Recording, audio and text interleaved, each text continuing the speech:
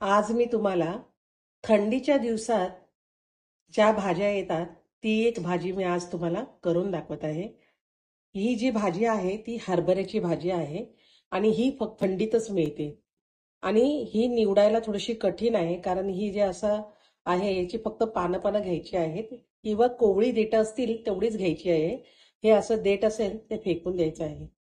असं करून ही भाजी पूर्ण निवडून घ्यायची आहे। हे बघा, हे असं देठ कोवळं असेल तरच घ्यायचं, नाहीतर ते कडक असेल ते टाकून द्यायचं। अशा प्रकारे सर्व भाजी ही निवडून घ्यायची आहे। ही भाजी मी बघा अशी निवडून घेतलेली आहे आणि धुवून पण घेतलेली आहे।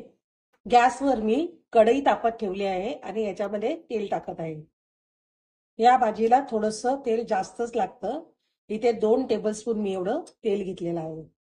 तेल तापलेलं आहे, याच्यामध्ये 1 इंच आल्याचे तुकडे करून घेतलेले आहेत ते टाकत आहे। या भाजीसाठी तुम्ही आले नेहमी वापरा, आल्याचा जो स्वाद येतो त्यामुळे ह्या भाजीला एक वेगळी टेस्ट येते।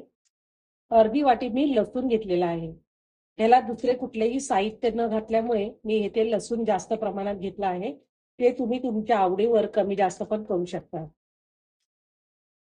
लसूण ब्राऊन झाला आहे, इथे मी मिरचीचा खरडा वापरला आहे। तुम्ही याऐवजी हिरवी मिरची कापून पण घेऊ शकता। हे तुम्ही तुमच्या आवडीनुसार तिखट किती कमी जास्त करायचं तेवढं तुम्ही घेऊ शकता।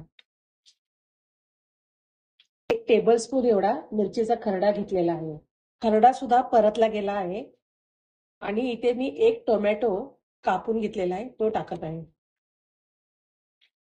या भाजीसाठी मसाले वापरत नाहीये जास्त, फक्त हिरवी मिरची, लसूण, अद्रक आणि टोमॅटो एवढंच घ्यायचं आहे। पण ह्या एवढ्याशा कमी साहित्यात सुद्धा ही भाजी खूप टेस्टी लागते। तुम्ही एकदा नक्की करून बघा आणि ही भाजी फक्त थंडीमध्ये, हिवाळ्यामध्येच मिळते। टोमॅटो मऊ झाला आहे। आता इथे मी ही जी निवडून घेतलेली भाजी आहे ती टाकत आहे। ही भाजी अशी वरखाली थोडीशी करून घ्यायची आहे। ही भाजी जरी आता जास्त दिसत असली तरी ही शिजल्यानंतर कमी होते। भाजीला बघा किती पाणी सुटलं आहे। वरून पाणी टाकायची गरजच पडत नाही।